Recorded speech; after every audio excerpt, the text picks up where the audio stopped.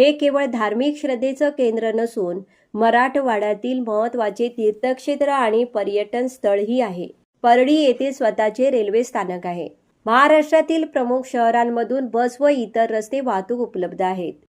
बीड जिल्हा प्रशासनाच्या माहितीनुसार छत्रपती संभाजीनगर विमानतळ सुमारे 225 किलोमीटर अंतरावर आहे। परळी वैद्यनाथ हे श्रद्धा, इतिहास, पुराणकथा आणि स्थापत्य कलेचा सुंदर संगम आहे। भगवान शिवाचे वैद्यनाथ रूप म्हणजे भक्ताच्या दुःखाचे निवारण करणारे आणि कल्याण करणारे दैवत अशी भाविकांची श्रद्धा आहे। त्यामुळे महाराष्ट्रासह देशभरातील शिवभक्तांसाठी परळी वैद्यनाथ हे अत्यंत महत्त्वाचे तीर्थक्षेत्र मानले जाते। मराठवाड्याच्या पवित्र भूमीत वसलेले भगवान शिवाच्या 12 ज्योतिर्लिंगापैकी एक मानले जाणारे परळी वैद्यनाथ मंदिर राणी अहिल्याबाई होळकरांच्या जीर्णोद्धाराचा इतिहास आणि असंख्य भक्तांच्या श्रद्धेने समृद्ध झालेले हे तीर्थक्षेत्र आजही हर हर महादेवच्या जयघोषाने दुमदुमत असते। नंबर 1 निर्धार न्यूज परळी।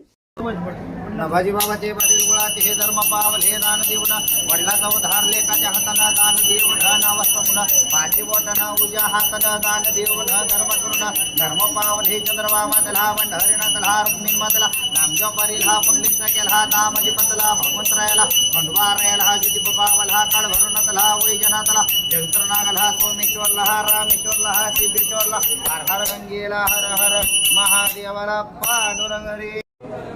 शिवाजी बाबाचे वडील गुळाचे हे धर्म पावल हे दान देऊन वडिलाचा उद्धार लेकाच्या हाताला दान देऊन नावस्तमुन माझी बोटना उज्या हाताला दान देऊन धर्म करून धर्म पावल हे चंद्रबाबा तला मंडहरीना तला रुक्मिण मधला नामजो परील हा पुंडलिकचा केला हा नामजी पंतला भगवंत रायला खंडवा रायला हा ज्योती पावल हा काळ भरून तला वैजना तला जगतर नागल हा सोमेश्वरला हा रामेश्वरला हा सिद्धेश्वरला हर हर गंगेला हर हर महादेवाला पांडुरंगरी।